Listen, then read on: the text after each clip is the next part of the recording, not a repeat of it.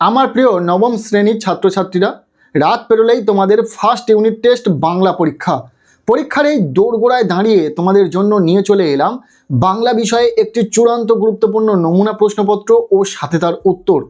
এই নমুনা প্রশ্নপত্রে থাকা প্রতিটা প্রশ্ন পরীক্ষার জন্য ভীষণ গুরুত্বপূর্ণ, পরীক্ষাতে আসার মতো প্রশ্ন।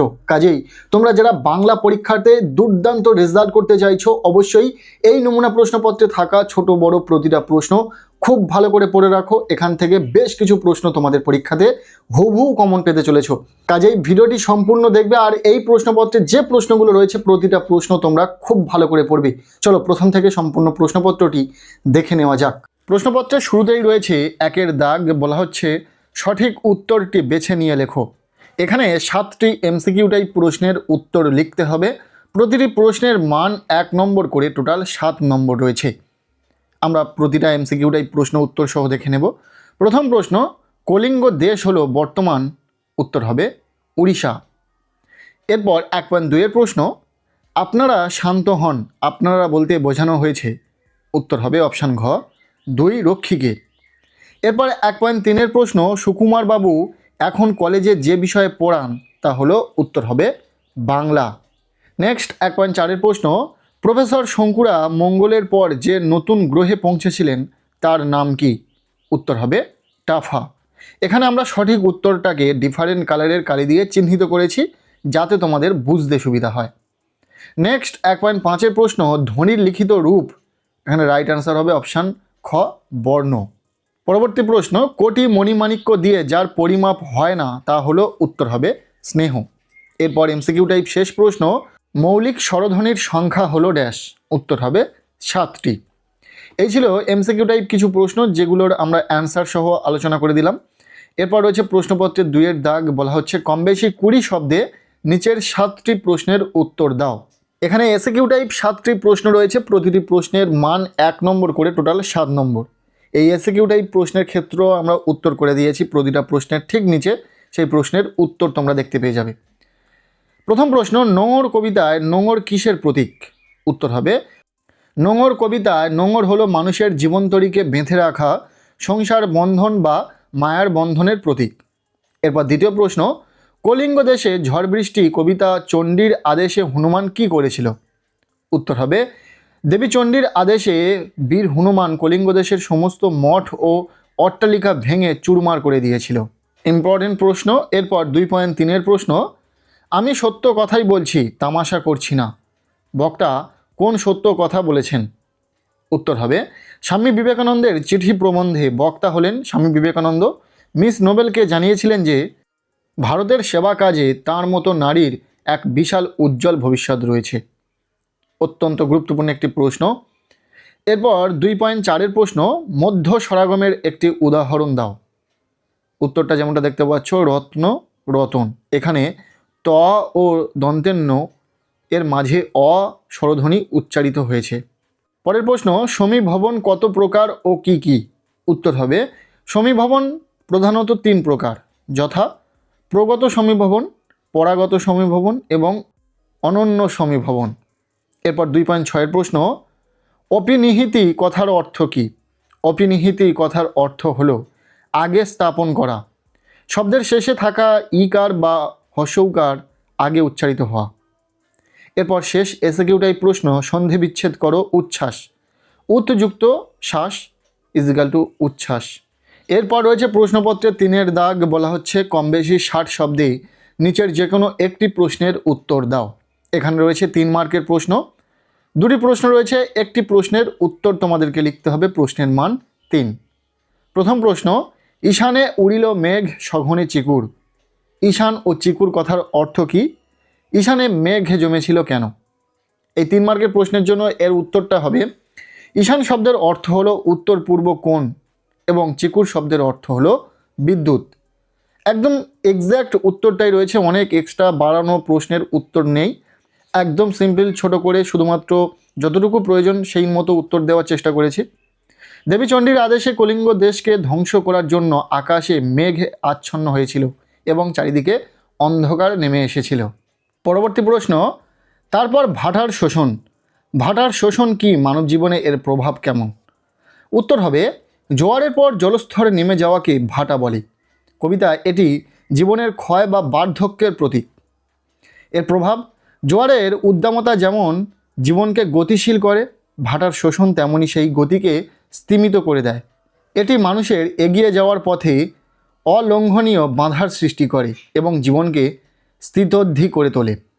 অত্যন্ত গুরুত্বপূর্ণ একটি প্রশ্ন, 3 মার্কের জন্য এই দুটি প্রশ্নই খুবই ইম্পর্ট্যান্ট রয়েছে, খুব ভালো করে পড়ে রাখবে।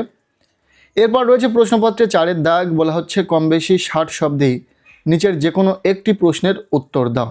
এখানে গল্প থেকে দুটি 3 মার্কের প্রশ্ন রয়েছে, যে কোনো একটি প্রশ্নের উত্তর তোমাদেরকে লিখতে হবে। প্রশ্ন দুটি ভীষণ গুরুত্বপূর্ণ, উত্তর সহ দেখে নাও। প্রথম প্রশ্ন, ফলে ইলিয়াসের সম্পত্তিতে টান পড়ল। ইলিয়াসের সম্পত্তিতে টান পড়ার কারণ কি? উত্তর হবে, ইলিয়াস কঠোর পরিশ্রমে সমৃদ্ধি লাভ করলেও পরবর্তীকালে তার সম্পত্তিতে টান পড়ে, কারণ তার ছোট ছেলেটি এক গুঁয়ে মারকুটে স্ত্রী বিয়ে করে তার অবাধ্য হয়েছিল।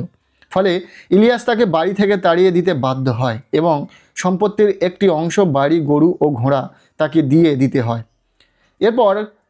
পরপর কয়েক বছর মড়কে তার অনেক পশু মারা যায় এবং পরের বছর দুর্ভিক্ষে খড় না হওয়ায় বহু গরু ঘোড়া না খেয়ে মারা যায়। এরপর দ্বিতীয় যে প্রশ্নটি রয়েছে, বিপাকে ভবন ছাড়ি প্রজা দিল রর। রর শব্দের অর্থ কী? কারা কী কারণে রর দিয়েছিল? রর শব্দের অর্থ হলো ছুটে পালানো বা দৌড় দেওয়া। এর কারণ হলো কলিঙ্গ দেশে আকাশ ঘন কালো মেঘে ছেয়ে যায় এবং প্রবল বজ্রপাত সহ বৃষ্টি শুরু হয়। ঈশান কোণে বিদ্যুৎ চমকাতে থাকে এবং প্রবল ঝড়ে ঘরবাড়ি ভেঙে পড়ার উপক্রম হয়। এই প্রবল প্রাকৃতিক বিপর্যয়ে ভীত হয়ে প্রজারা নিজেদের প্রাণ বাঁচাতে ঘর ছেড়ে পালিয়েছিল। ইম্পর্টেন্ট প্রশ্ন, খুব ভালো করে দেখে রাখবে প্রশ্ন দুটি। এরপর রয়েছে প্রশ্নপত্রে 5-এর দাগ, বলা হচ্ছে কম বেশি 60 শব্দে নিচের যে কোনো একটি প্রশ্নের উত্তর দাও। এখানে নাটক থেকে দুটি প্রশ্ন রয়েছে, যে কোনো একটি প্রশ্নের উত্তর তোমাদেরকে লিখতে হবে। প্রশ্নের মান 3। দুটি প্রশ্নই ভীষণ গুরুত্বপূর্ণ, উত্তর সহ তোমরা দেখে নাও। প্রথম প্রশ্ন, ধীবর বৃত্তান্ত অংশে ধীবরকে কারা কোথায় কেন ধরে এনেছিল? উত্তর হবে, রাজশালক এবং 2 রক্ষী সূচক ও জানুক ধীবরকে ধরে এনেছিল। তারা তাকে রাজপ্রাসাদে বা বিচারস্থলে নিয়ে এসেছিল। ধীবরের কাছে রাজ লঞ্ছন খচিত একটি দামি মণিদীপ্ত আংটি পাওয়া গিয়েছিল।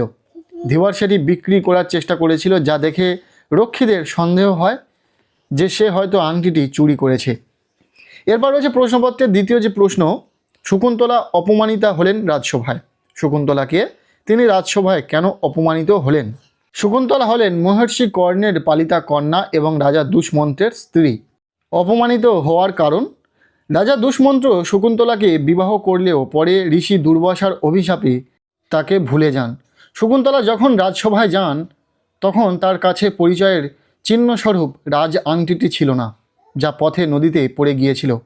ফলে রাজা তাকে চিনতে অস্বীকার করেন এবং তিনি রাজসভায় অপমানিত হন। এরপর রয়েছে প্রশ্নপত্রের 6-এর দাগ, বলা হচ্ছে কম বেশি 60 শব্দে নিচের যে কোনো একটি প্রশ্নের উত্তর দাও।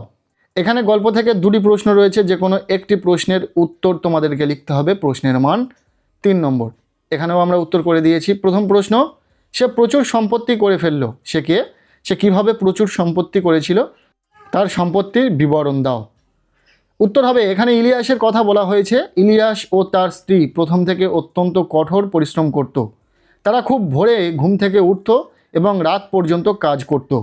35 বছরের পরিশ্রমে ইলিয়াস প্রচুর সম্পত্তির অধিকারী হয়।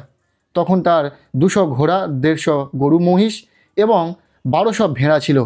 তার ভাড়াটে মজুর ও অনেক চাকর বাকরও ছিল। দ্বিতীয় প্রশ্ন, ভাগ্য যেন চাকার মতো ঘোরে কাকে উদ্দেশ্য করে বলা হয়েছে? বক্তার এমন বক্তব্যের কারণ ব্যাখ্যা করো।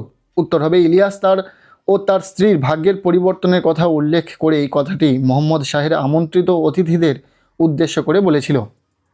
একসময় ইলিয়াস ছিল অত্যন্ত ধনী ও প্রভাবশালী, কিন্তু ভাগ্যের পরিহাসে সব হারিয়ে সে এখন মোহাম্মদ শাহের বাড়িতে দয়া ও আশ্রয়ে বেঁচে থাকা এক মজুর মাত্র।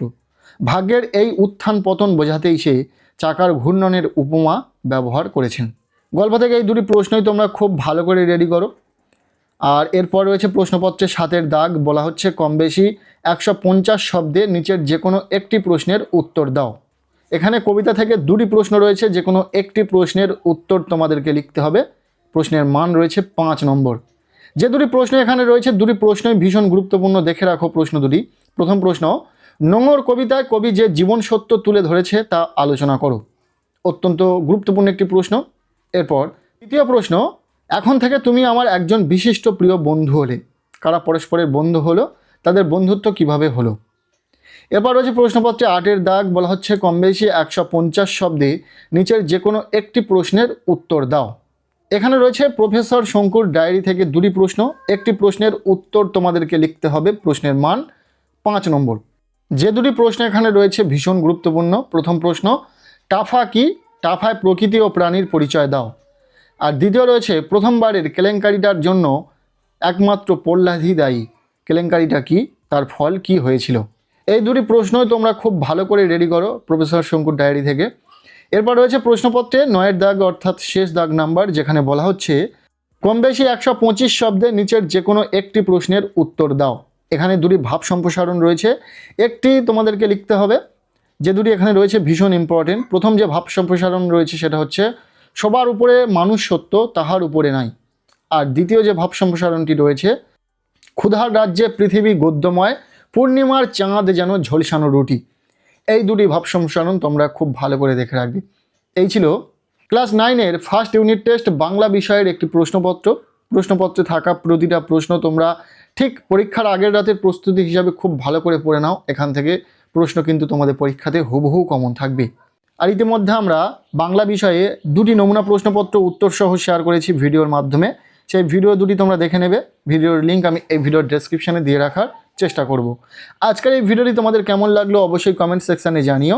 ভিডিওটি ভালো লেগে থাকলে লাইক করে দাও, চ্যানেলে নতুন হলে চ্যানেলটিকে সাবস্ক্রাইব করে রাখো, আর পারলে ভিডিওটি বন্ধুদের সাথে প্রচুর শেয়ার করে দাও। প্রত্যেকের বাংলা পরীক্ষা খুব ভালো হোক, সবার জন্য শুভ কামনা রইল।